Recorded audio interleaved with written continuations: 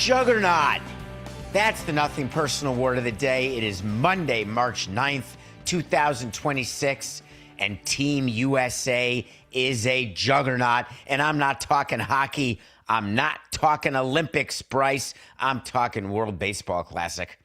And it has been a perfect start for Major League Baseball as they entered into this World Baseball Classic trying to get on the ramp to the Olympics in 2028, trying to get on the ramp to new broadcast deals for 2029. Critical that each of the pools went off without a hitch, given the political unrest that is pervasive in so many places, given all of the possible things, injuries, logistics, war. The World Baseball Classic is underway, and it has been absolutely incredible, starting with the first day. Shohei Ohtani hits a grand slam. Japan, pool play, undefeated. They're coming to Miami, baby, for the quarterfinals. And perfect opportunity for a PR moment. The video clip of Shohei Ohtani hitting a grand slam had more views immediately than the clip of the Dodgers winning the World Series. And people were saying, isn't that interesting? Doesn't that show the global appeal of baseball? Doesn't it show the provincial nature of the World Series? The fact that you've got teams having fun, Dominican, teams caring and emotional and passionate. It's exactly when the World Baseball Classic was born 20 years ago. Plus, this was it. This is what we thought would have been possible if you could get buy-in from players around the world. And we had very quick buy-in from the Dominican, Venezuela, Cuba, forget the politics of it, just the fact that their team, Netherlands, etc., Mexico, of course. But this year feels different because Team USA got a speech by Aaron Judge. They were motivated by Mark DeRosa and Michael Hill and the commissioner. They had players agreeing to play, putting together a team that looks unbeatable. The lineup that they trot out every day, there is no pitching that can contain that lineup. And it is true. They've beaten Brazil and Great Britain. I grant you that. 24-6 has been the run differential with the United States so far in their first two games as they head into tonight's game against Mexico, a team they haven't beaten in like 20 years. But that's one of those stats that, side note, Coca, when you tell players a stat, we haven't beaten this team in 65 years, the players don't think about that fact because it wasn't them. It's like a different body who's thinking about that. Press, fans, not players. So the United States players are not in the clubhouse right now. If you think Aaron Judge is going to Bobby Witt, man, we've never beaten Mexico. It's been so long. How are we going to do that? It doesn't even enter their stream of consciousness. When you're watching the USA team play, they don't have the passion of the Dominican. And that is not an insult to the USA team. That is a cultural comment. There is no way Team USA will ever have the fun that the Dominican team has. That's just how it is. The atmosphere at Marlins Park for the quarterfinals when the Dominican plays will be something unlike you've ever seen during a Marlins game, and people will point that out. Why can't we just mirror in the middle of June against the Kansas City Royals what it is to have Dominican Republic play That's never been the thought. Even though, Coca, I would go public back in the days of hosting the World Baseball Classic, which I was lucky enough to do, I believe, 3 times. And I would say that I am focused with my salespeople on converting these ticket holders to the World Baseball Classic into season ticket holders for the Marlins. I am devoted to creating the same in-game atmosphere that exists in the World Baseball Classic. It's absurd. My toes and fingers were always crossed when I said that because I knew that I was setting myself up for failure, but it was too important not to avoid the reality that this is what baseball in Miami could be.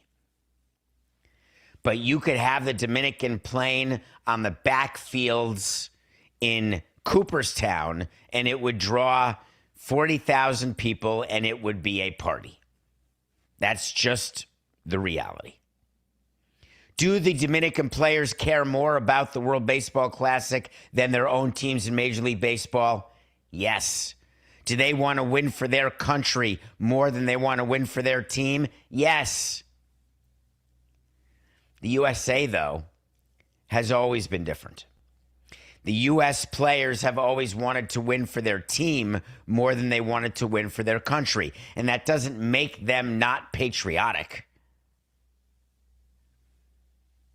As a matter of fact, when I would sit and talk to players about that concept, the general concept of name on the front of the jersey versus name on the back of the jersey, what it is to put on your USA jersey, there is pride, there is thankfulness, there is excitement. But for whatever reason, and this was taught to me really in a clear way by Jose Fernandez before he passed away so young. He said to me, David, and I remember where we were in the food room in Miami, and we were eating a meal. He wasn't pitching, and we were sitting to dinner as a game was starting.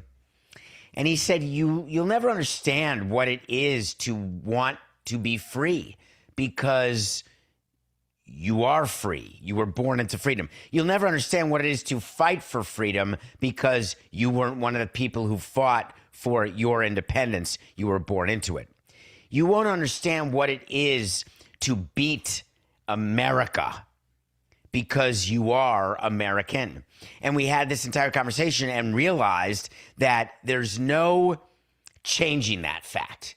You cannot act as though you are fighting for freedom because you're not. You cannot act as though that you are trying to do something on behalf of a country like the Dominican Republic and compare it to what you're trying to do for the United States of America. There is no way to do it, so you create your own sense of urgency. You create your own, does it sound like Jordan, Last Dance? Because it should. You create your own enemies. Obviously, I'm talking baseball, not politics and war. You create your own tension, your own concern, your own expectation. The United States has handled that expectation with dignity and aplomb, and they've done it by mashing because you can't get through that lineup. On the pitching side, there is a lot of attention that is happening right now because Tarik Skubal pitched the last game against Great Britain, gave up the leadoff home run, first pitch, first batter, home run, down 1-0. Panic. Is his elbow okay? What about his knee? Does he have articulosis of the Stradivarius guitar? He was fine. That's what happens with aces, including during the regular season. Get him early or you're not going to get him at all. The United States went on to win the game. Skubal pitches 41 pitches over 3 innings, and he was then going to head back to Lakeland to continue spring training with the Detroit Tigers as he is in the final year before free agency. Well, wouldn't you know it? Skubal said in the heat of the emotion of the moment, you know what? Maybe I'll stay. Maybe I'll pitch again for Team USA. After he threw those 3 innings, he said, Team USA totally gets what's going on with my situation. It's unique. I've had these discussions with people, and most of them are extremely supportive of me being here in the first place. So let's talk about what he's talking about. The main driver for Skubal right now is Scott Boras' agent and free agency. The reason why they developed the plan with Team USA, and I just happen to know about it, as do you, is that in terms of his schedule, throwing 3 innings against Great Britain worked out perfectly for him to start opening day on March 26th.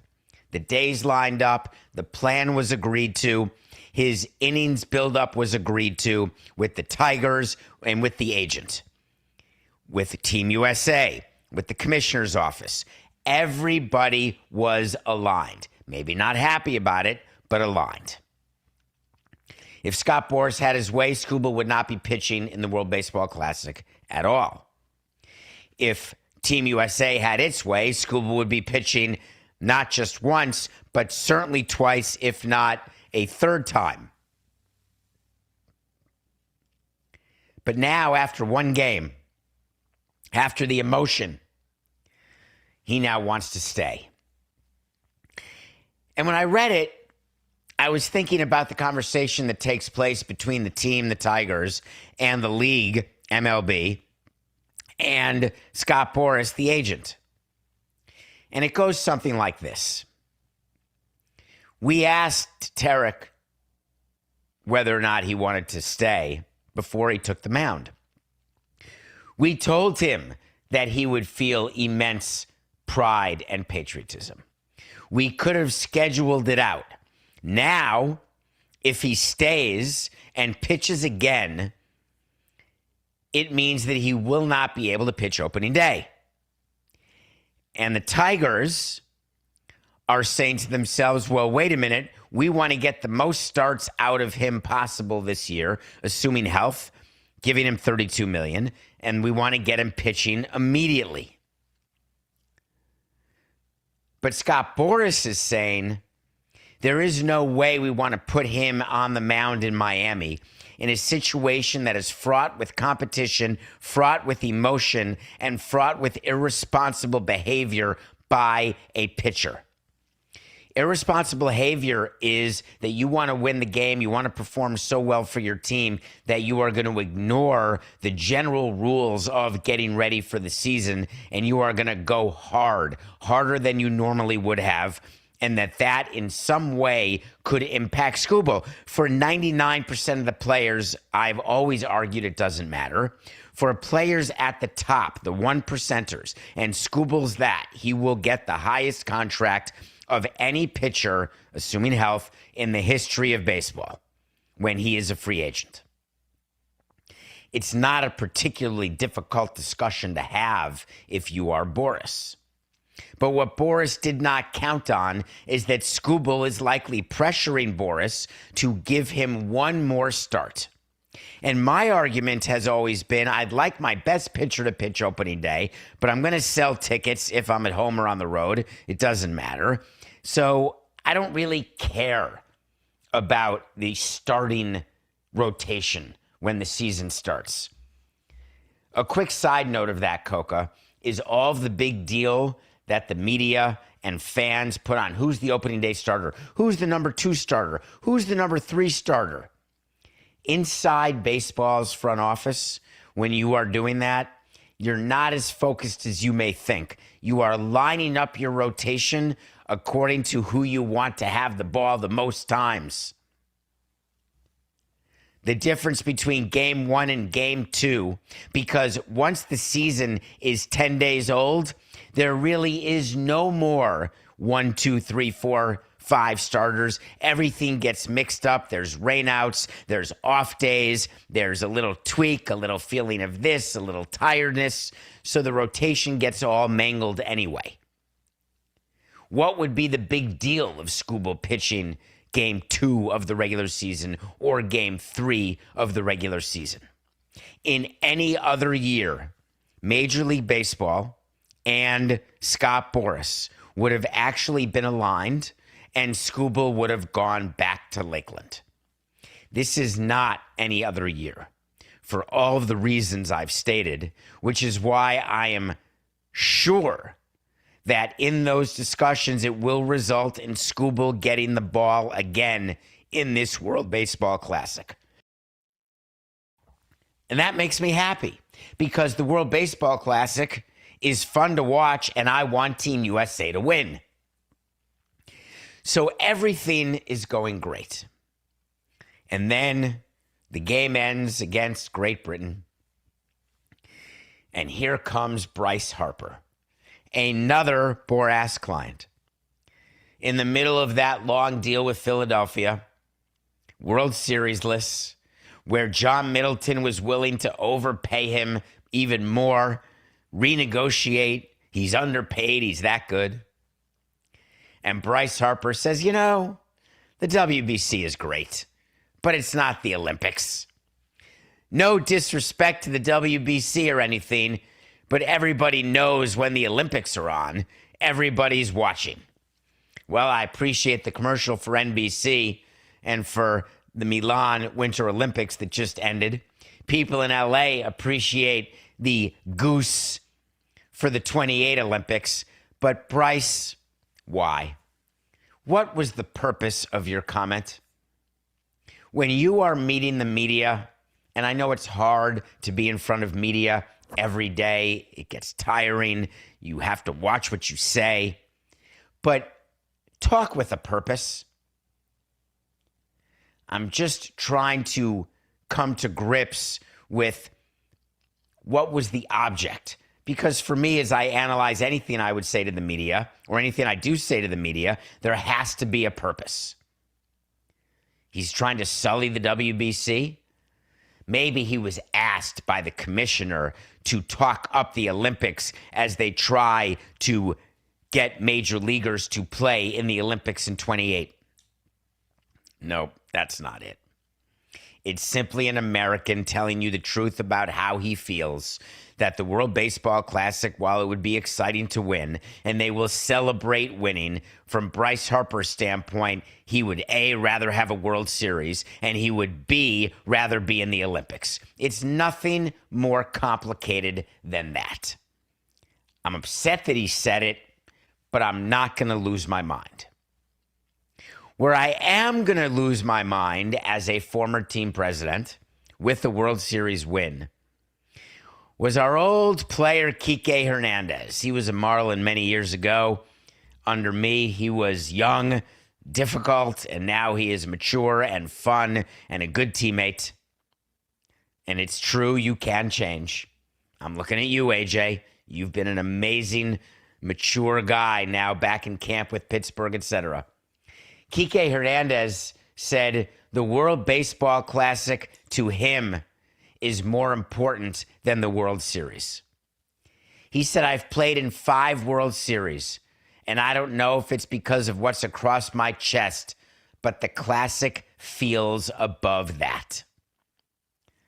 Now, if you're one of the people who feels really good about that statement, I am not going to yuck on your yum. But there are 30 executives, including those with the Dodgers, who are saying, hey, pal, this is how you make your money with the Dodgers. This is what we need you. But you know what? There's a lot of players. I had a conversation with somebody yesterday, Coca. Do you know that when you go around your office, would you agree with me that not everybody likes their job? Would you agree with me that not everybody cares about the company for which they work? It's just a time card or it's just a living. They're just paycheck to paycheck trying to just get through. Sports is no different. While they may make more money than you can possibly imagine or picture having, for many of them, it's just a job. For many of them, it's not what they love. We criticize Nikola Jokic for wanting to go home after the NBA playoffs. I'm sorry, who isn't excited the day before vacation? The day before summer vacation? Everybody.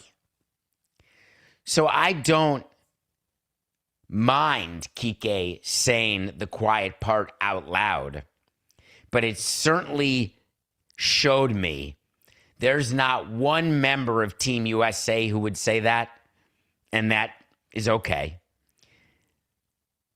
If you are the Dodgers, you're fine. You're going for 3 in a row. Kike's not going to bring you down. He's going to be helpful. He'll get back to camp, and it will be an ordinary May game in the grind of 162. But for now, you get a chance to witness fun, excitement, baseball in March. Wait to see when we tell you something's going to happen. We'll revisit it. I got to wait to see. Tarik Skubal will pitch for Team USA again. The deal will be done in the next day or two. It'll be announced in the next day or two. Tarik Skubal will pitch for Team USA again. Bruce Meyer is the newly appointed interim executive director of the Major League Baseball Players Association. And Bruce Meyer is trying something as a strategy. He gave a talk. It was sort of summarized in Newsday by Eric Boland. Bruce Meyer wanted you all to know as fans that a lockout is 100% guaranteed if a new CBA is not reached by its expiration on December 1st. That's the same lockout that I've been talking about for a year. It's the same lockout that we've all agreed is the strategy that needs to be employed for legal reasons by Major League Baseball upon the expiration of the CBA. A lockout is not directly correlated to missed games. At all. Never has been. But Bruce Meyer was so interested in trying to get one up on management and owners and the commissioner by giving this recycled quote that he didn't realize, Bruce Meyer didn't, that actually he's not hurting the owners, he's emboldening them. He said that Rob Manfred is proud that no regular season games have been lost to a labor dispute during his tenure, but that if they insist on a salary cap, it's difficult to see how, quote, the streak will remain intact. Let's think about the strategy of what Bruce Meyer's doing.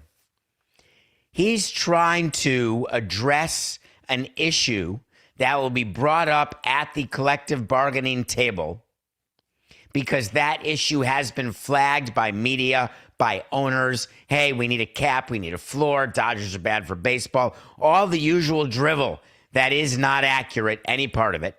But when you sit down at the table and you introduce an issue into bargaining, you are then in a standoff, a blinking contest. Who's going to give up the issue fastest, and will they give up the issue before the other side gives in to the issue?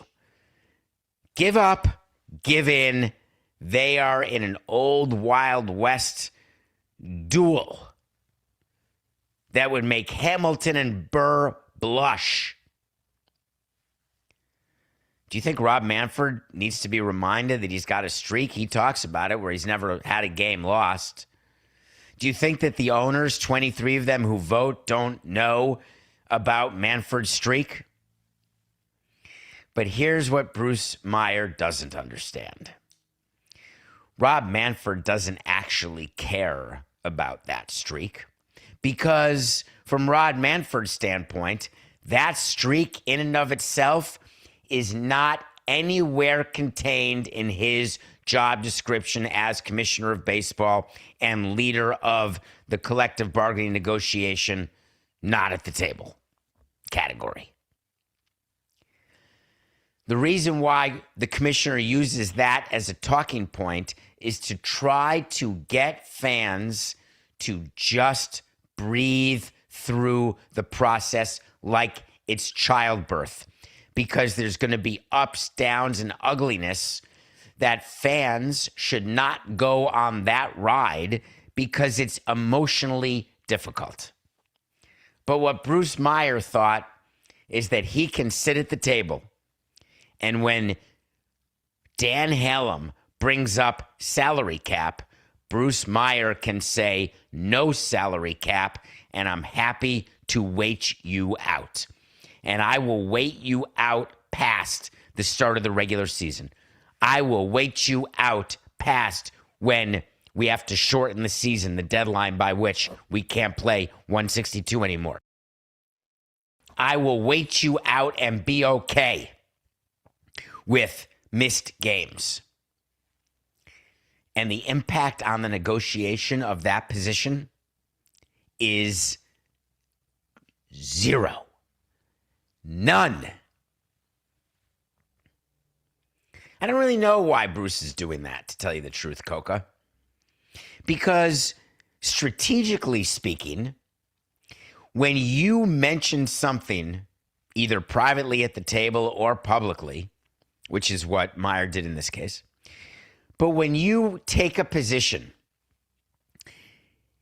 that position has to be in furtherance of a point, of a written, negotiated, settled provision. The absence of a provision doesn't count. If your whole negotiating structure, if you're the union, is to simply avoid a salary cap, they are going to get steamrolled by the owners. They have to have a strategy of wants. They have to have a realistic timeline of strength. Too early now. We're only in March. But these PR statements by Bruce, which are going to keep coming as he tries to explain away and justify his position as having risen to the top, you would be best served to just ignore them. We'll have a show Wednesday. There's no show tomorrow. Thank you for your understanding. There is a show Wednesday, and the second hour Wednesday is going to be a So You Want to Talk to Samson Wednesday. That is a segment where we answer your questions, whatever they may be, on any subject. And we created this voicemail, this phone number to call, 631-377-4869. It's on your screen. If you're watching on Nothing Personal with David Samson YouTube channel, make sure you hit subscribe, because my life's dream is to get a plaque.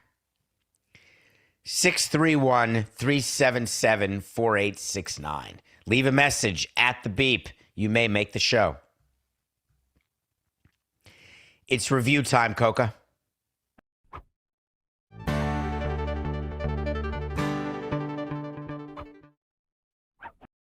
It's Oscar week, baby.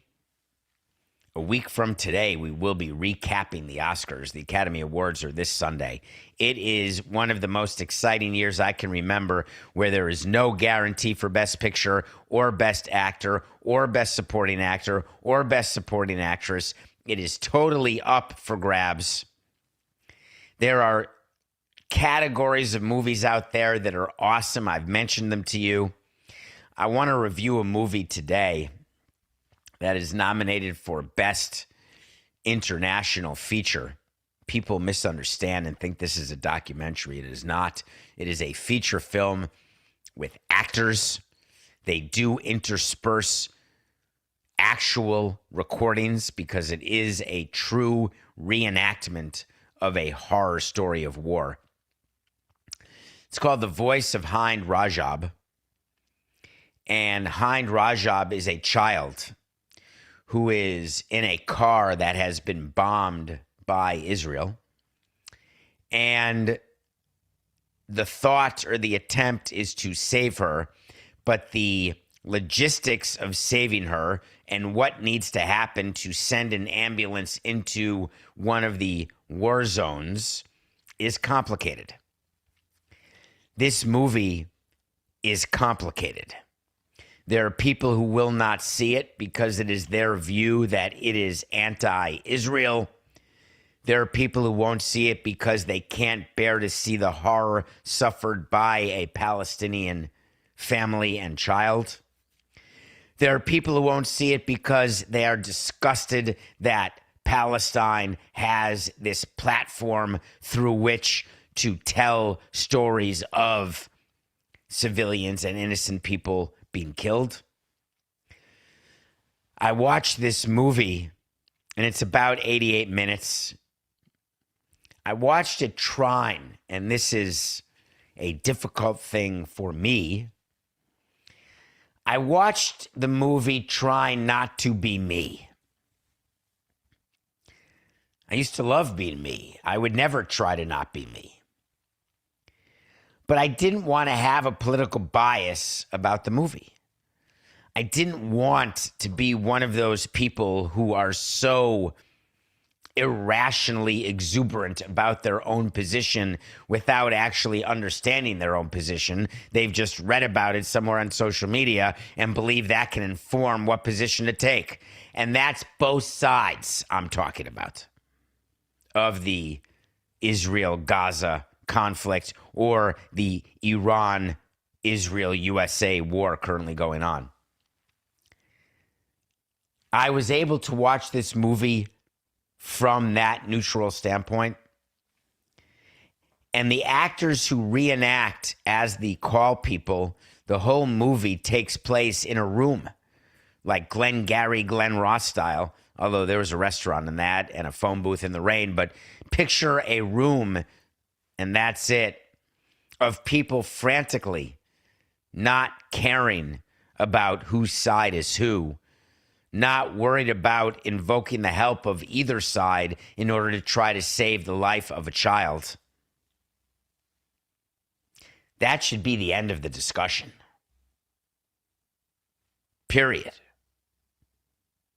Children's lives need to be saved, no matter where they were born, no matter what their families believe in, no matter what horrors that either side is doing to each other.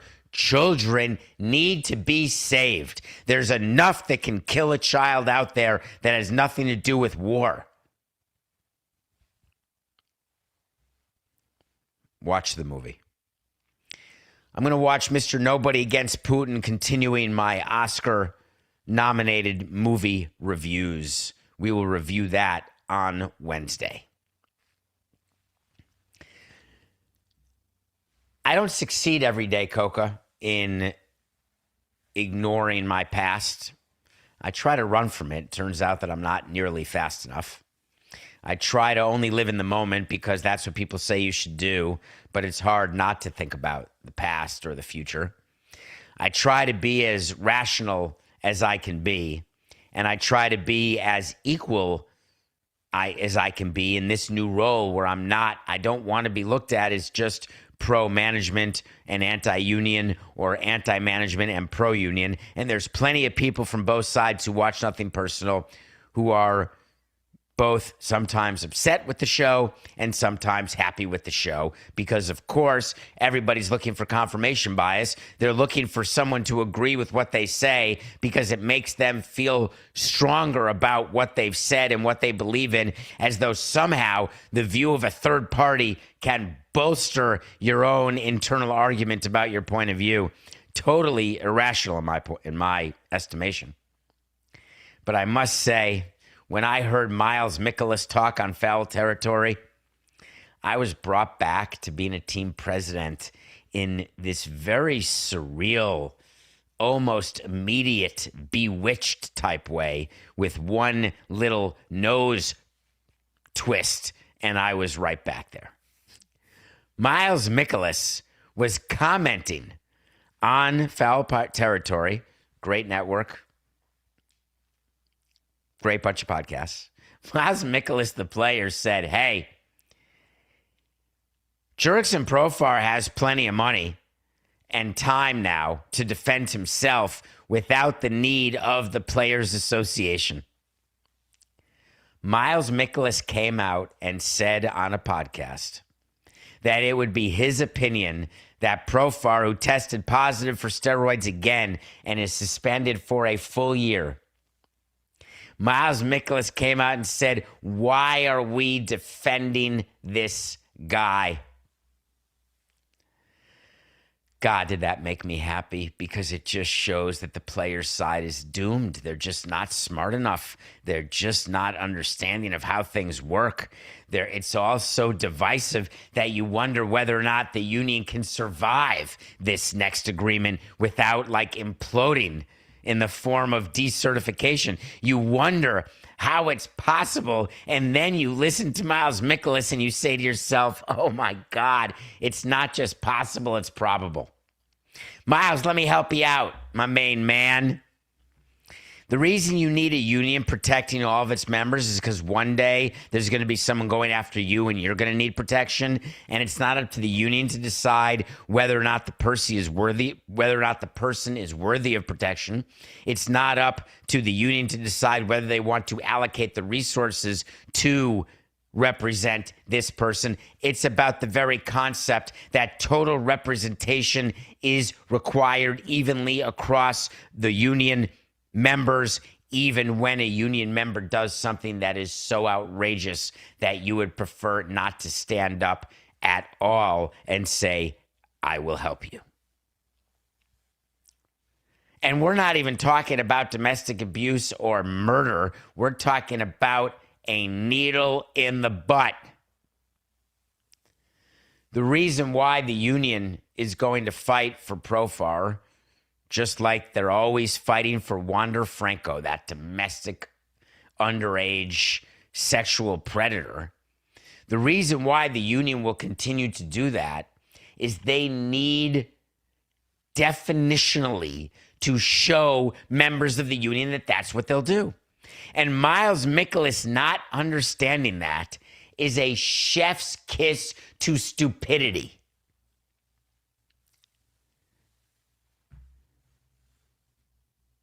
How many members of the MLBPA don't have the money to defend themselves in an issue when the minimum salary is about $750,000 a year for 6 to 8 months of work? They all do, Miles. But don't worry. When they're after you, your union will be behind you just the same.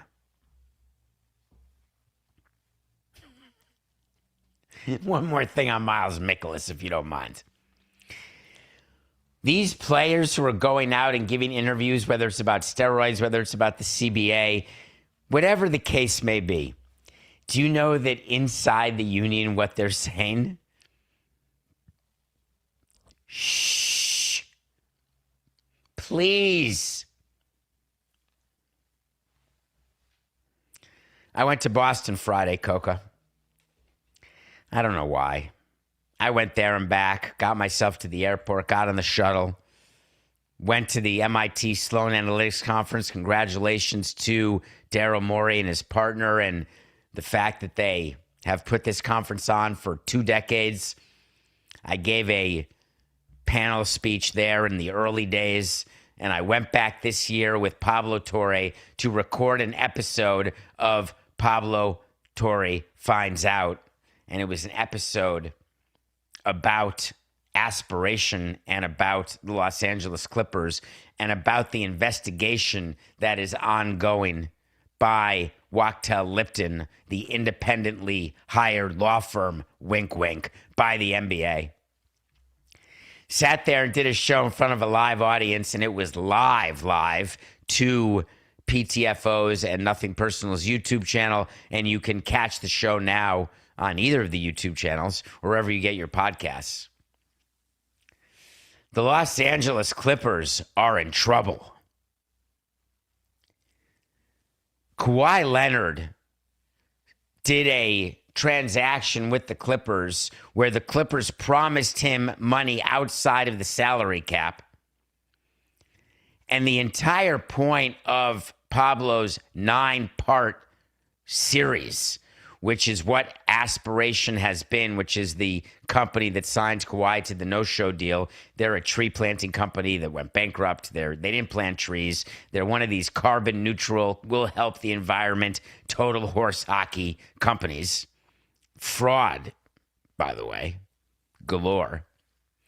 But Pablo Torre found a document where under oath there were employees of Aspiration, like under penalty of law should they perjure themselves. Pablo got access to a document which stated that part of raising money for this now defunct company was to make sure that they had money for Kawhi Leonard, to make sure that they paid Kawhi Leonard, because that was all part of the Clippers' desire to get Kawhi Leonard more money, which would violate the salary cap, and it would be known as salary cap circumvention. It is the document that Adam Silver hoped would not exist, that Wachtell Lipton buried their head in the sand so deep they needed a 10-foot snorkel just to breathe a little grain that would scratch your throat. They did not want this document to exist, but it does. And it was revealed by Pablo live in Boston. And I've been asked this weekend, now what? What does a law firm do when they've been independently hired to investigate and they are working toward a predetermined conclusion? They are working toward making sure the evidence fits that which Adam Silver wants it to fit in his sidebar negotiations with Steve Ballmer. What do you do? 3 choices. You ignore it, you act on it, or you acknowledge it. That's the choices when you're confronted with a document the way Pablo had this document, including the fact that it was taped to the bottom of the chair where Adam Silver spoke earlier in the day. It was the same chair that I sat in, where I was asked by Pablo to look under the chair, and I found a piece of paper that did not have cash. It had a copy of a document which is as damning a document as you can have. So I would like to possibly explain why the Clippers will be forced to negotiate a settlement with the NBA that will acknowledge a punishment for this salary cap circumvention. There is no longer an avenue for Steve Ballmer to continue his posit that he had nothing and they had nothing to do with this Aspiration deal that Kawhi Leonard signed. They just can't take that position anymore. It's not credible. And whether or not the investigating law firm is asking people they're interviewing about Steve Ballmer or not is not even the relevant point. The relevant point is that there are teams who will be approaching Adam Silver about this Clippers issue, who will be saying to him, given the facts that exist that have been uncovered by a combination of Pablo and Wachtell Lipton,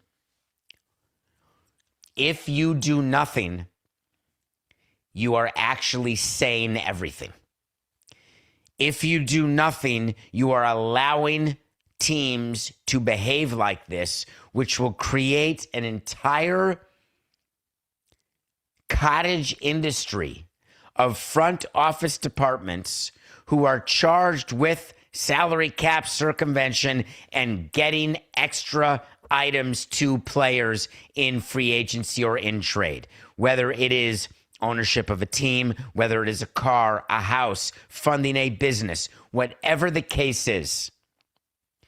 If the Clippers are not punished for this scandal, the ramifications will be too deep, which is why the Clippers will be punished.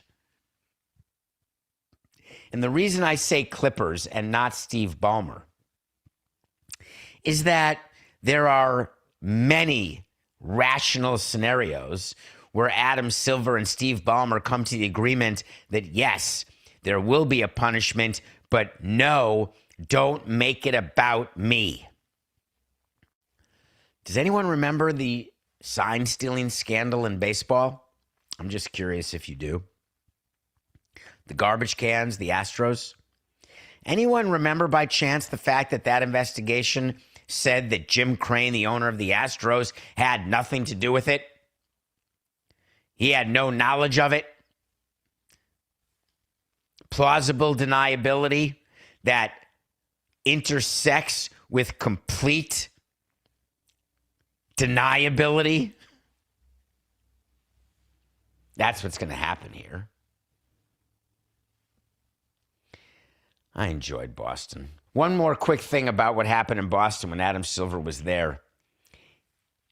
The media is so interesting and Twitter is so interesting. Everyone's gone crazy about tanking, and we've covered it on this show. So crazy, Coca, that Adam Silver, in front of a live audience, thought the number one issue confronting him was tanking. And so he said to this big audience, and now it made news everywhere, that he's got the plan. And it was leaked a couple weeks ago. We covered it on the show of all the things they'll do to curb tanking in terms of changing the lottery rules, in terms of changing the draft rules, in terms of fines, et cetera, et cetera.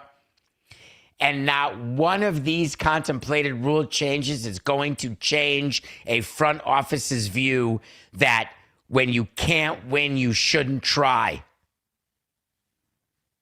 But man, he's forced to address it by you guys. Nothing personal pick of the day.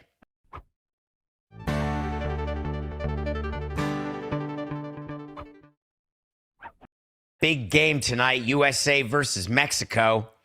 The odds, USA, while they haven't beaten Mexico, the fact of the matter is they're going to beat them tonight. The question is, what's your appetite? Do you want to lay the 7.5? I don't. Instead, I'm going to give 3.5 runs and make it like a -110 situation, according to our friends at DraftKings.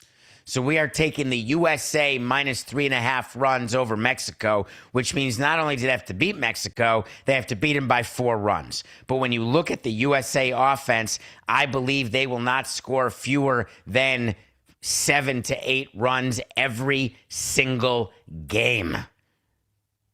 That's going to be our pick of the day. We lost last Thursday. It's not the end of the world. We told you to pick a winner. Pick a winner. Just pick a winner. We had the Rockets 9.5 over the Warriors. If you can pick a winner, you're going to get the game right. Well, the Warriors won the game. So we are now 14-17. Before we go to break, the wait to sees that we always bring you back to. Don't forget, a few days ago, I told you that Tom Brady's flag football game in Saudi Arabia, no chance, toilet pants. They moved it to L.A. That was the easiest one of all time. Book it on davidsamsonpodcast.com. We'll be back after the break.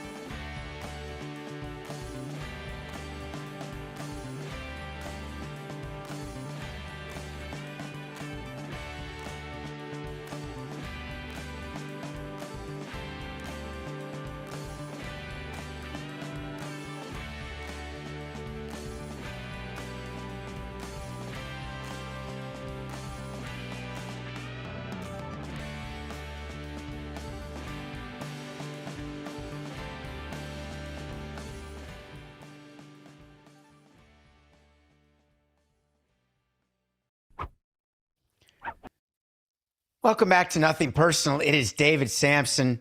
If I'm invited to the White House, I'm sorry. If I'm on a committee, I'm going to go. It's been a lot of controversy about that. Should teams go to the White House? Should they not? Who's being invited to the White House? I've covered that. I don't want to talk about that again. I want to talk about this new college committee that President Trump put together, and they had a meeting. They had the biggest square table. It's a committee chaired by Randy Levine, president of the Yankees. It's got coaches on it, Nick Saban, Urban Meyer. It's got politicians on it. It's got executives on it. It's got the commissioners of different leagues. Adam Silver's on it, the commissioners of college conferences. And the purpose of the committee was to fix college sports. We had John Calipari on our show a couple months ago. Maybe it's more than that now, Coca, actually. Where he was upset that you've got 48-year-olds playing college basketball in their 27th year of eligibility. You've got football coaches who are smiling because they can't believe there are 7th-year freshmen or 28-year-olds playing football in the college ranks. You've got all the people who fought for NIL constantly for years. Pay these guys. It's not fair that schools are getting rich, endowments are getting bloated on the backs of teenagers. Give them their fair share. Give me a break, I told you. Careful what you wish for. How many times do you have to wish for something and then realize what you wish for when it comes true was not exactly what you wished for, and you wish you hadn't done the wish in the first place, but now it's too late to wish that the opposite comes true? How many times?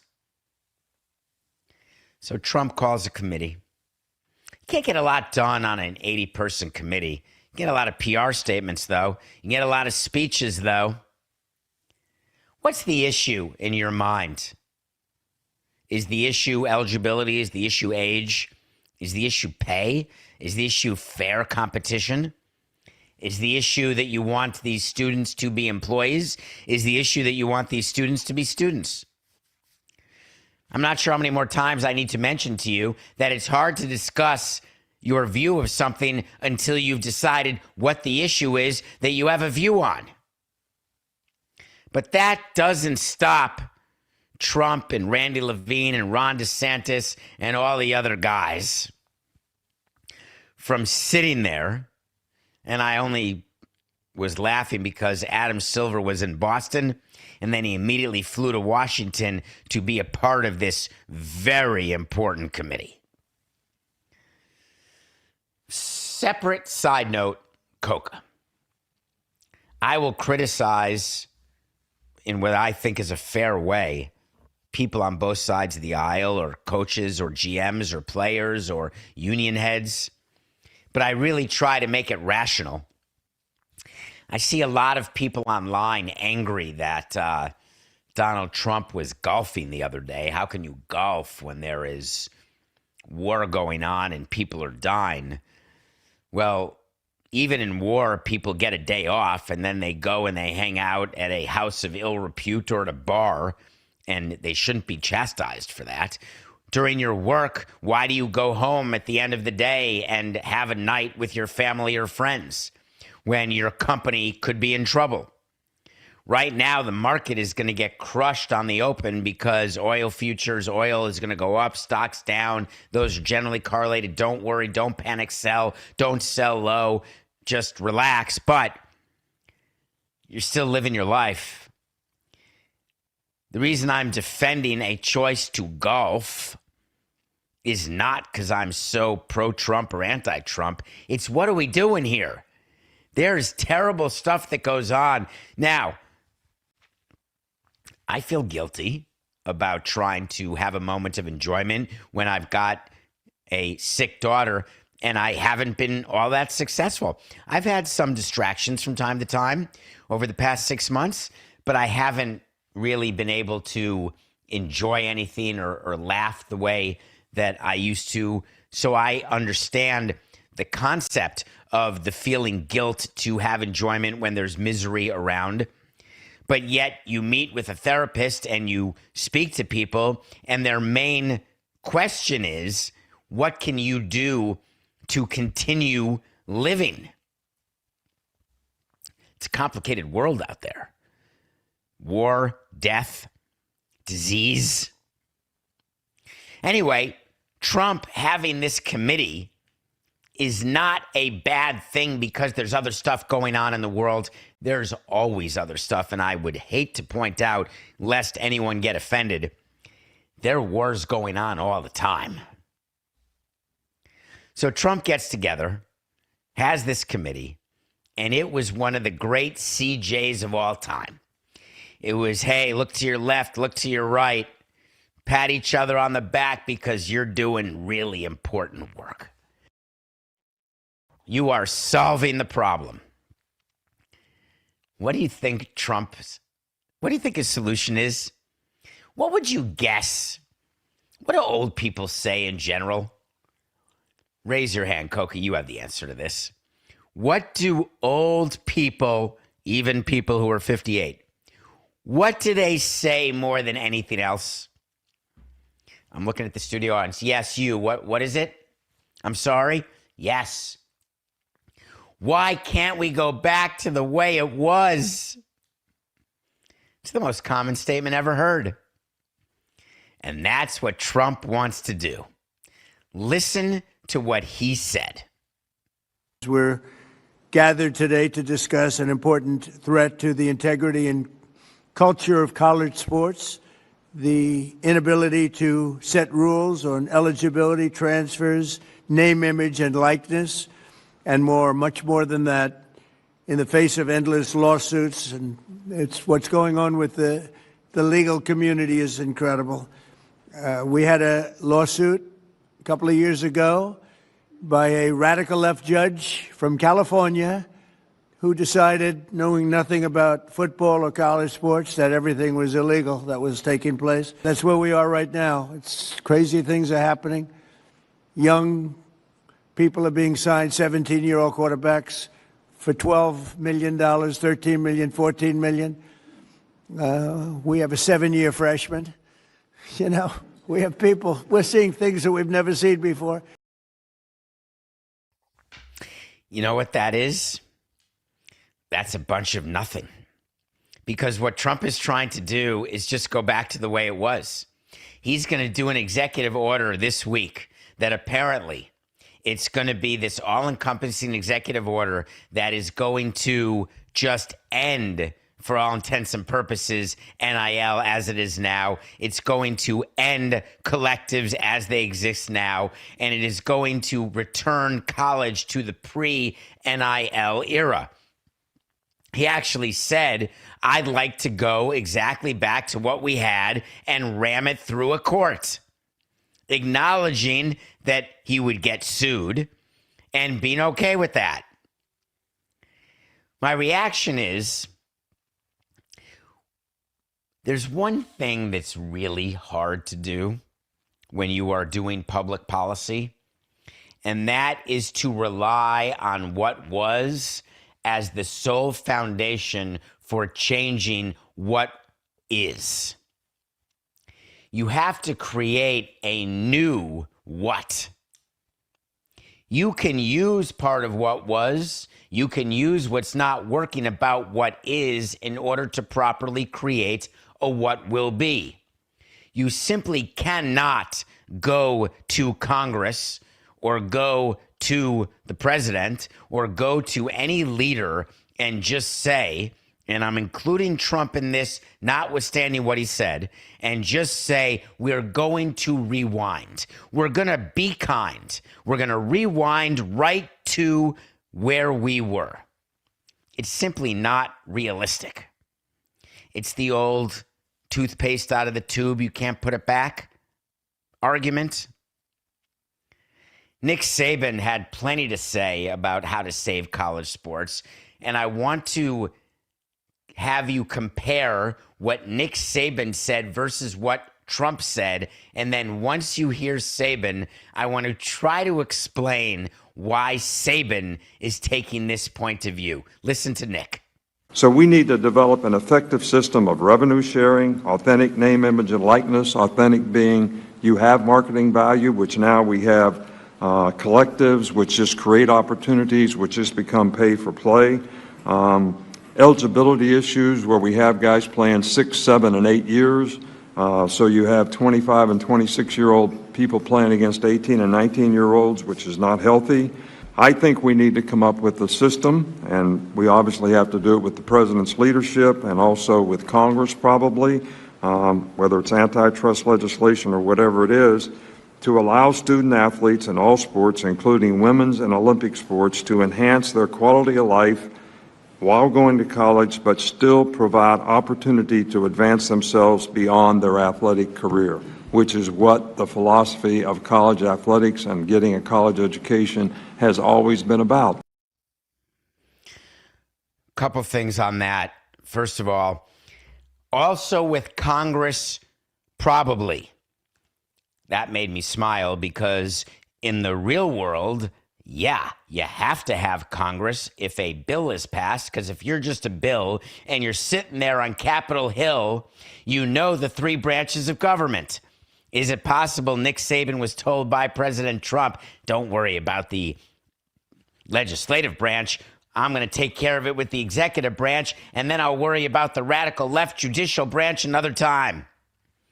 Nick Saban telling us and giving us a lesson on politics and bill passing made me laugh. 2, enhancing the quality of life of college players. Is he referring to the fact that you have a better life if you have money?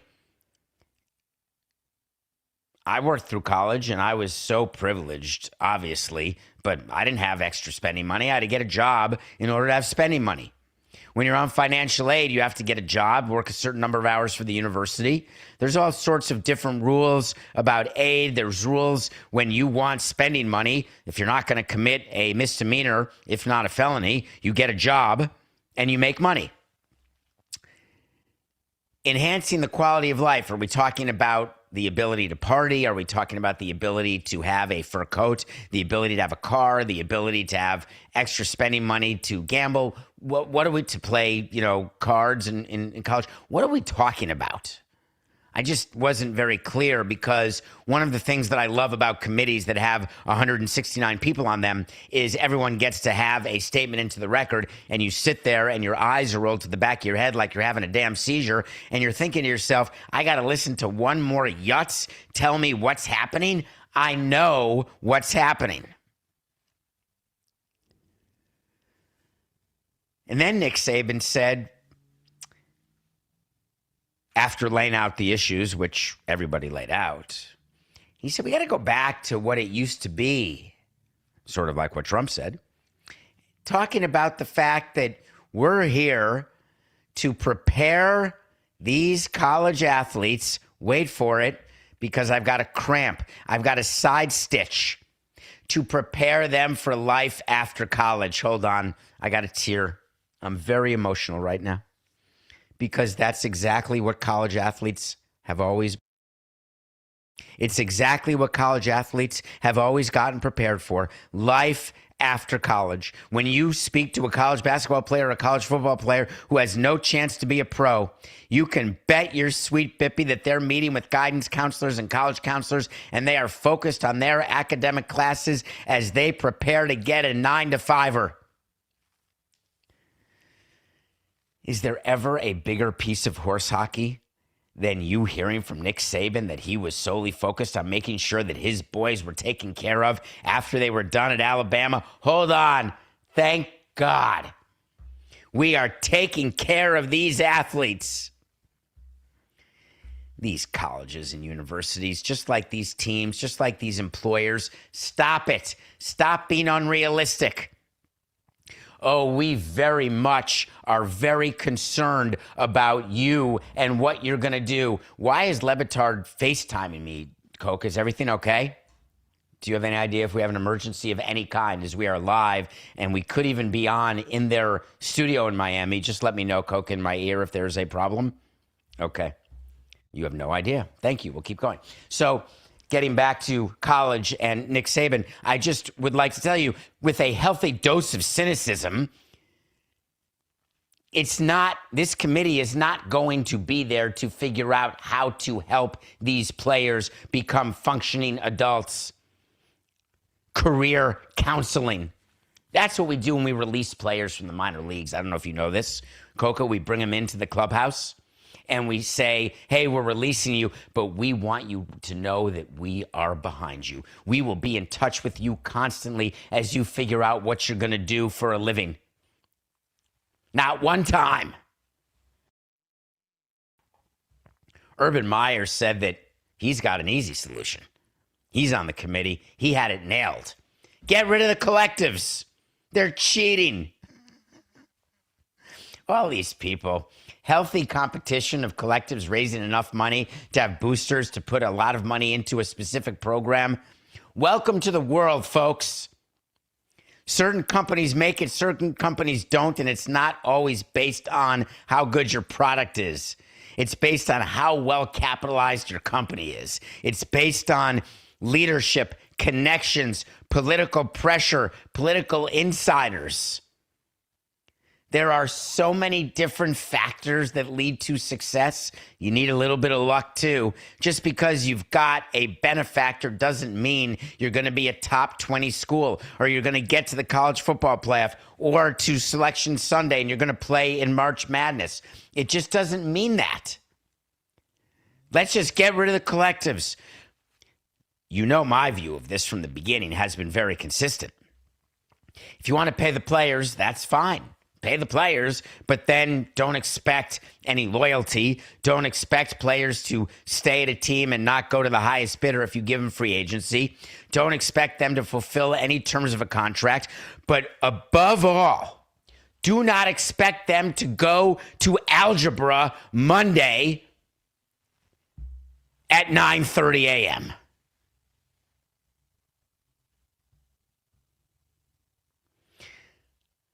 Coke and I have a thing.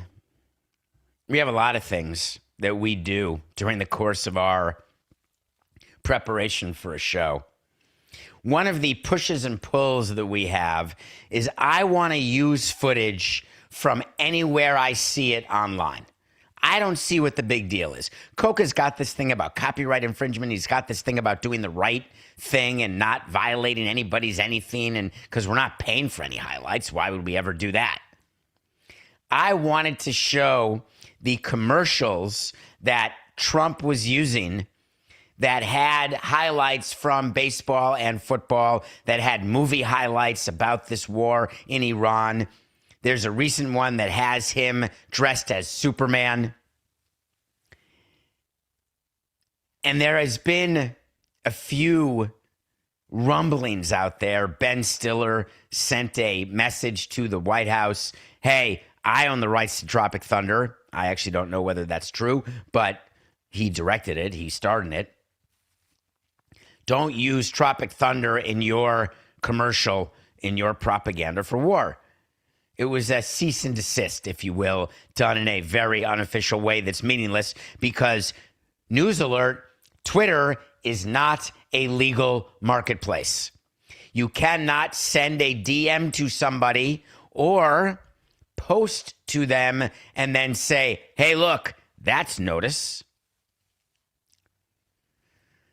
The reason why there are enforcement bureaus, both governmental and inside a company, and there are people who are fiercely protective of their own footage, is that they monetize it. The reason why I was not in favor of people buying an upper deck seat and moving them down to above the dugout when there's only 5,000 people is that if you do that, it's very hard to explain to the people above the dugout who paid their rack rate how it is that they're sitting next to someone who just by the grace of my PR desires moves someone from the upper deck. It's why you don't just upgrade someone for S's and G's from coach to first class or from a regular room to a suite. You've got to keep the value. When you own footage, the reason why you pay attention to who's using that footage is you're monetizing that footage. And if you let someone use it without paying, then you are lowering the value to those who do. When you own something, you have the right to control who buys it within the constraints of others' constitutional rights. There is very clear law on if you have a public business, who can be allowed in, who can't be allowed in.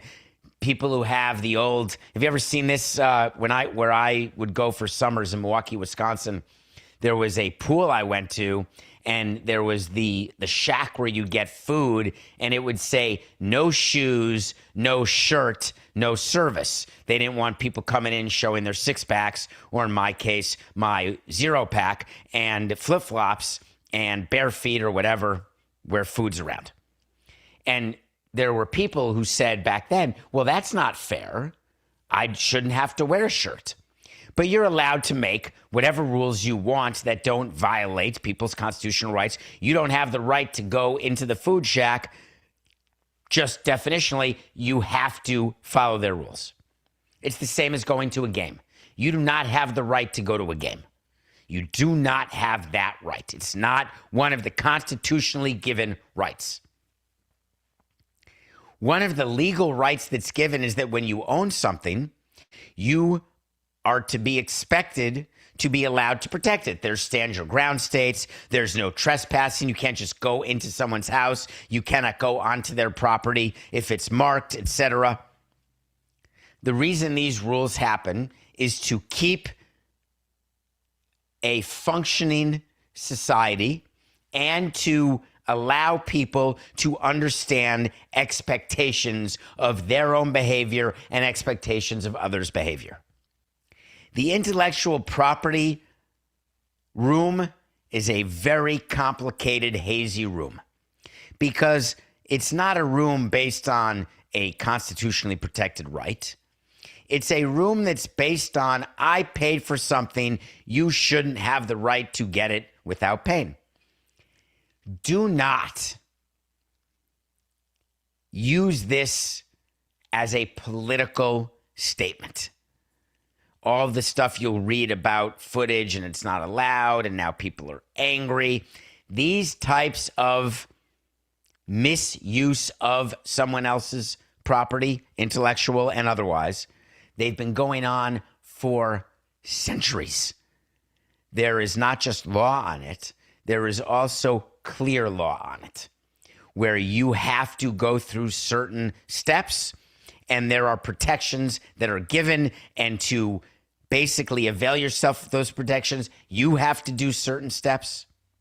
And I am all in favor of everyone maximizing their ability to monetize what's theirs. If you can get away with stealing it, steal it. Owners got to be careful. They just have to be. I have great respect for Jorge Mas, the owner of Inter Miami. You know him as someone who is bidding to try to get the Marlins. I'm sure he's very thankful he didn't get the Marlins. And now he owns Inter Miami. And now he gets to have a championship.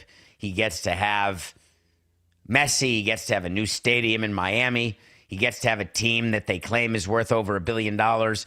David Beckham's happy. He's hanging out with Beckham, not Beckham's son. But all of it's happening. Why would you do anything to screw that up? And I'm talking as the king of self-sabotage. Hey, things are going well. All right, I'm going to eat something that'll cause a tummy ache, which I currently have, by the way, right now, Coco. Why is it that we do this? Jorge Mas is coming off a championship. Everything's great.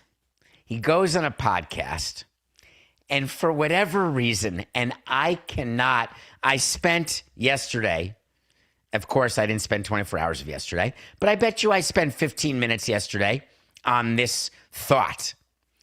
Why would Mas talk about the fact that Lionel Messi made about $70 to $80 million a year in compensation last year in a salary cap league where no one's allowed to make that kind of money? Why would it be necessary for him to mention how much money Messi makes? Even though Messi gets a piece of Apple's deal with MLS and he gets a piece of Inter Miami, as though somehow there's been distributions to ownership of Inter Miami, which is funny. But when he said that Messi makes that amount of money, what is it that you think the other owners of MLS teams thought? Well, Major League Baseball opens up in just right now, 16 days is the first day of the season with the Yankees playing the Giants on Netflix. All the talk of the big bad Dodgers, all the talk of what's good for baseball, the bargaining issues, the fighting, etc. It's about revenue disparity. It's about payroll disparity. It's about hope. It's about fairness. How do you think the other owners of MLS feel that there's a team in Miami that somehow is allowed to have a player like Messi? And how they've been able to build this unbelievable juggernaut of a team that won the cup just a few months ago? So I thought about it for a few minutes, and then I realized the reason why Mas can say what he shouldn't have said is that there's nothing Don Garber, who was also at Sloan Analytics Conference, had not dealt with him since the days of Inter Miami, or it wasn't Inter Miami at the time, getting an expansion MLS team to the Orange Bowl site in the city of Miami. That was the original plan. By the way, Coke, I don't know if you knew that. When we developed and designed Marlins Park, it was designed in a way to fit a soccer stadium, and all we had to do was take over a few single-family dwelling homes and a daycare center to the west side of Marlins Park. But we were able to fit, when we did the utilities and we did the excavations, everything was done with an eye toward a second stadium in that area to make it like a complex. It didn't end up happening, and yada, yada, yada.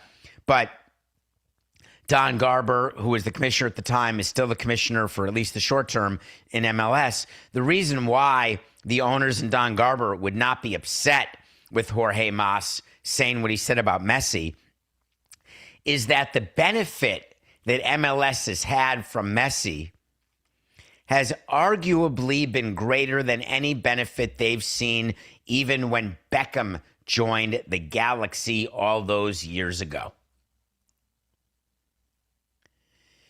When you have had the increase in your franchise valuation in a place that you did not expect it, in an amount you did not expect it, you make certain concessions.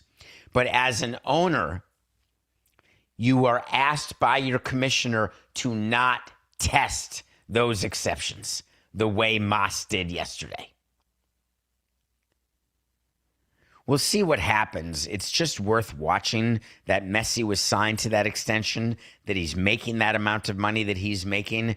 And the argument will be made there's not going to be another Messi. The argument will be made there's not another every time when it's the best of the best.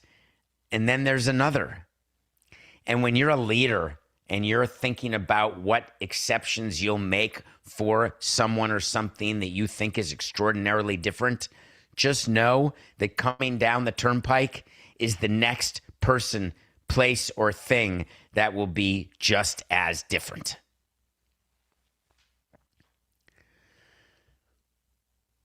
When I tell you on a show that the Dolphins are done with Tua, and you're saying, how can that be, even though they benched him at the end of the game? It makes no sense. They just signed him to that huge contract extension. And when the Cardinals got rid of Murray and are going to release him, their franchise quarterback who they signed, and we told you that the new Dolphins coach, GM, it's done with Tua, There were people who got to me, Coco, were like, no, they can't. It's too much. It's too much dead cap money. They made the bed. They're going to have to live with it. There's one thing owners don't like. It's living in a bed they made.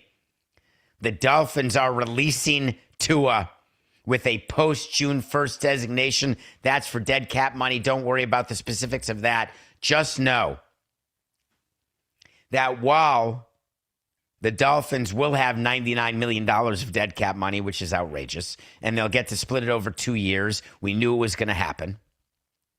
The reason why we knew that Tua was going to be released and there was going to be a fresh start in Miami is because Tua was simply not good enough to lead the Dolphins anywhere. Stephen Ross, the owner, knew it. When the new GM and the new coach were hired, the decision on Tua was already made. When your organization faces a critical decision and you've got a regime change, you don't wait until after you've hired the regime to have the decision on this big item. Do you think for 1 second that John Eric Sullivan, the new GM, and Jeff Hafley, the new coach, that they got together after they were hired and they said, all right, let's meet. What are the issues? What faces us right now? All right, let's start with traffic on the turnpike from the north. Who can we call? All right, let's get to number two. Number two, what do we do with Tua? Yeah, I haven't thought about that. Let me give that some thought. I'll get back to you. Nope. When Stephen Ross and Tom Garfinkel are interviewing for the GM position and for the head coach position, the Tua discussion is had and it's decided on. It's not released to you publicly. Don't let the Dolphins say that they just came to this conclusion, because they'll be lying. And the GM of the Dolphins was pretty clear. He said, I recently informed Tua and his representation that we are going to move in a new direction at the quarterback position and will be releasing him after the start of the new league year. As I shared with Tua, I have great respect for the person and player he is. On behalf of the Dolphins, I expressed our gratitude for his many contributions. As we move forward, we will be focused on infusing competition across the roster and working toward building a sustained winner. I'm sorry, Coca. Give me a minute. This is breaking news. I'm just smiling because that's what they all say. It's what we all say. Anytime we make a change at a big position or we fire somebody, the next sentence is always, we want to be a sustained winner. We want to compete for Super Bowls every year. We want to be in the World Series or at least competing in October every year. It's such horse hockey. We all say it every time. But anyway, I want you to go back only under 2 years ago to July of 24, when Tua was given that $200 million extension, that 4-year deal. The pressure that was brought to bear on Stephen Ross, the public pressure from the media. How could you not sign your franchise quarterback, you cheap bastard? This is why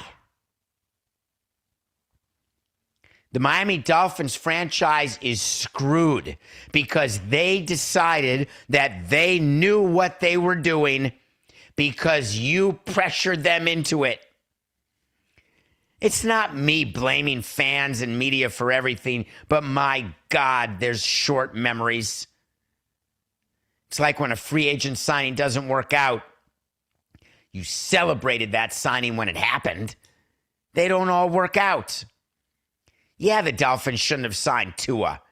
Tua was never going to be that $50 million quarterback. But now, what do? Well, Tua will collect his $54 million this year. You can bet that. He may or may not sign with another team. He may or may not get a chance to be a starter. He may or may not play another game. He may get hurt. He may not. I'm not wishing it for him, obviously, but clearly he's had concussion issues. He may fade off and go with his family and live happily ever after and never be heard from again. It doesn't really matter. What matters is that when Stephen Ross agreed to fire Mike McDaniel, when he agreed to fire Chris Greer, whenever you fire your GM and your coach, you are acknowledging that what you did before didn't work. It doesn't mean you weren't trying, doesn't mean you didn't care. It means it didn't work. And the sooner you come to that realization, the faster you can start the next run, the next attempt to make it work. So you are not going to hear me criticize the Dolphins for cutting Tua because it was such an obvious move. What you're going to hear is that there are teams that do it well, like Seattle. You win a Super Bowl, then you don't, then you compete again, then you win. The Rams, the Steelers, the Ravens, the Bills, teams that are competitive. Some years not, but most years, yes. We've criticized the Cowboys and the fact that Jerry Jones has not been able to build a winner for decades, but regular season they have. The Dolphins organization is one of the most inept on-field organizations, which is only jarring because of their brilliance off the field.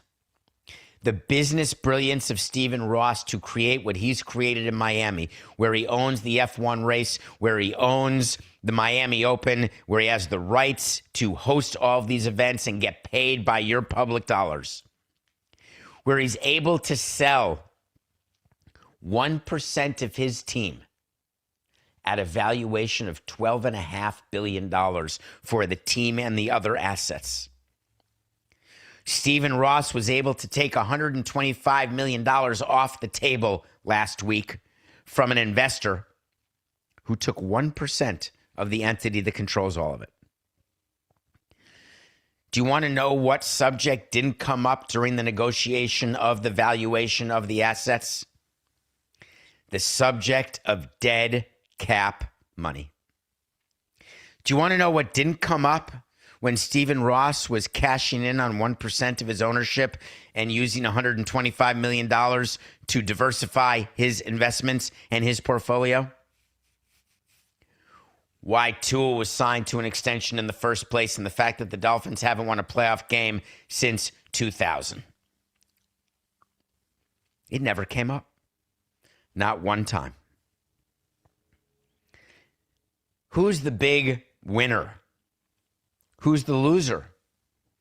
Like in many cases, it seems to be the fans with no financial incentive for the Dolphins to do well or not do well off the field, but highly emotionally incentivized for them to do well on the field. And they've been living with nothing but frustration, anger, sadness, despondency. For crying out loud, in 22 minutes, you can listen to the Levitard Show live, and they're going to take this breaking news. They're going to have fun with it. They may or may not lead with it. But the reality is their position is going to be, damn the Dolphins for having put us in this position to have needed a franchise quarterback after all those years of Tannehill and then to have gotten it wrong. But praise you, Dolphins, for being willing to admit your mistake and move on, and let's put our full faith in this new coach and GM. Let's go, team. Because that's what fans do.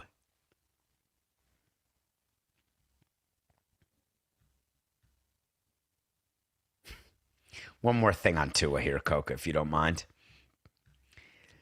The decision to release a player, when you have meetings, I want to bring you inside a meeting on that.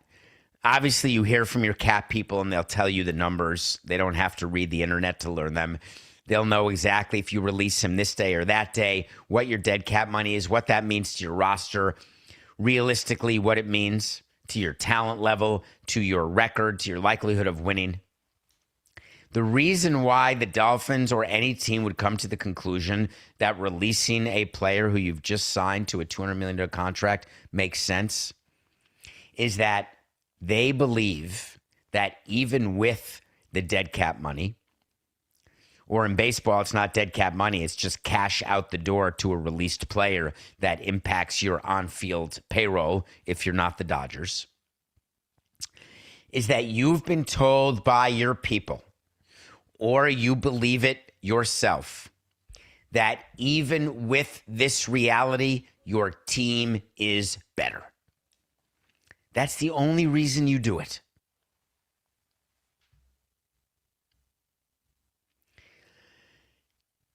I don't know how many of you know that a marathon is 26.2 miles, but that's the distance of a marathon, 26.2 miles, about 42.2 kilometers.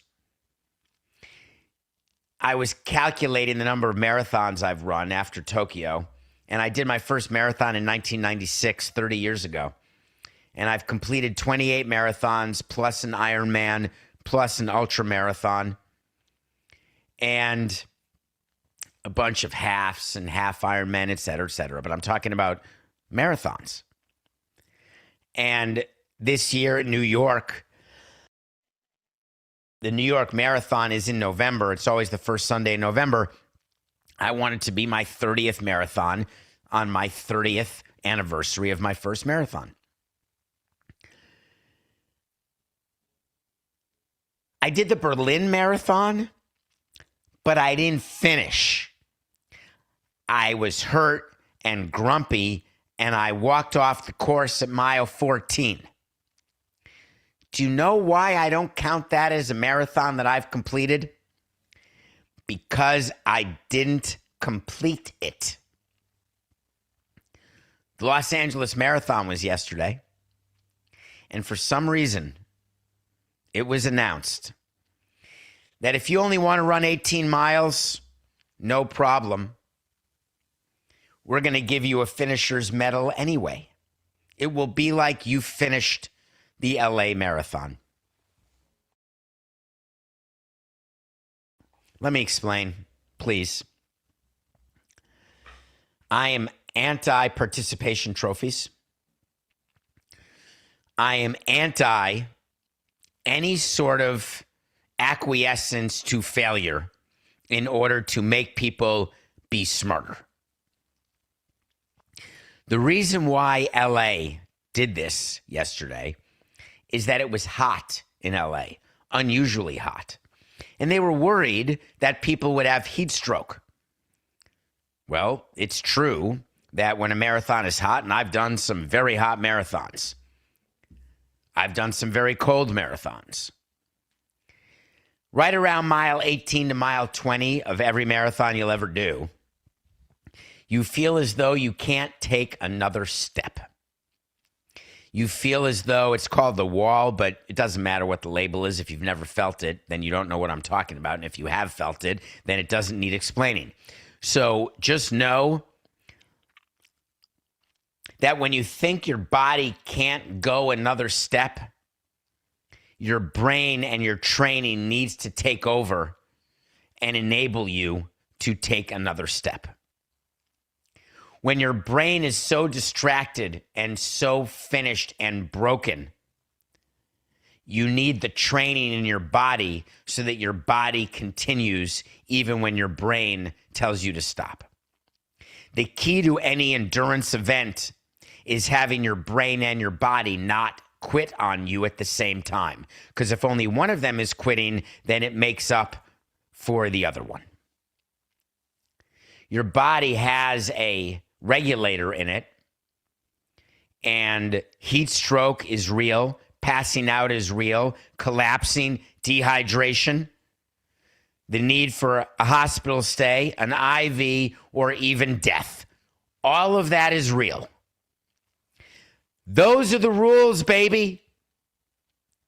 Hey, if we don't think that you can land safely on the moon, that's okay. We're going to tell everyone that you did anyway. Can you imagine telling the Apollo 13 astronauts that? Hey, if you're too hot and you don't feel good, just finish in 18 miles, and we'll all pretend, for all intents and purposes, you ran 26. I didn't see the stats, Coco, but I'll tell you right now. If anybody stopped at mile 18 and accepted a finisher's medal, give it back. Shame on you. There's no shame in quitting, even though I'm so angry that I've quit one marathon and I should not have. But listen, there's been collapsing, there's been IVs, there's been all sorts of things when your body goes too far because your brain miscalculated. But anyone who is willing to cheat, you're only cheating yourself. You got to look yourself in the mirror. I really didn't care about people who took the subway during the New York Marathon. It never impacted me. Or people who do something in school when they're cheating off me or cheating off someone else, or they're getting the answers from the class before. None of that ever bothered me because I knew at the end, either they had to live with themselves, and if they didn't have that moral compass or that barometer, then it doesn't matter. I'm going to outshine them anyway. I'm going to outperform them anyway. I'm going to be better than they are in whatever it is that I can use as my parameters of what's better than what.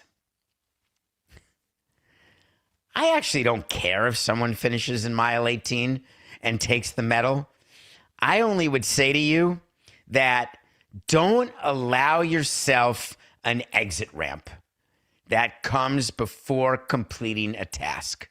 And don't give yourself the mental out that you've accomplished something that you didn't finish. And I'm not saying to be as hard on yourself as I am particularly hard on myself, because I don't know that that is the best system at all. Believe me, given my mental health, physical issues, and all the other things that I have in front of me, I'm not sure that my plan's the best plan. But what I do know is that you can never escape the man in the mirror. And if you're willing to lie, cheat, or steal, and for all of you who think that's what we did to get a ballpark, you're just wrong. For all of you who think that that is what happens in business with the face of corporate greed, it's not. But when it comes to a physical challenge, I don't view them necessarily differently than a mental challenge. There are ways you can trick yourself into thinking you're a success that are far more irrational than you can possibly understand. I don't want to make concessions to outside influences, to weather, to circumstance, to sadness, to illness, to death. I don't want to make concessions to any of it. And when I find myself doing it, I get upset with myself for even thinking that I can. The concession of doing nothing personal 3 days a week has been difficult for me because it makes me feel like I'm failing. I'm a failure for not doing the show 5 days a week, but given what I'm doing, I've made peace with the decision that I can't do 5 days a week right now, logistically, physically, mentally. But it doesn't mean I don't consider myself weak or torture myself in that way. But it's a decision that I make, and then you do it in conjunction with sponsors and with Dan and with your employer, etc. When it's an individual award or accomplishment or goal, and you take the out, come on. And by the way, the Los Angeles Marathon yesterday was amazing. If you didn't see the end, a guy like a high school track coach, American, 36 years old, ran down the guy in first with 800 meters to go and passed him like with 0.01 seconds, won the marathon. If you didn't see the guy break the world record in the half marathon yesterday by running 13 4-minute miles, you're not paying attention to athletic greatness. I love running. I love walking. Yes, I'm still sore from Tokyo, Coca. All right, thank you for that breaking news. And thanks for the FaceTime, Dan. We'll be back Wednesday. It's just business. Do the 26.2. Bye, Tua. This is nothing personal.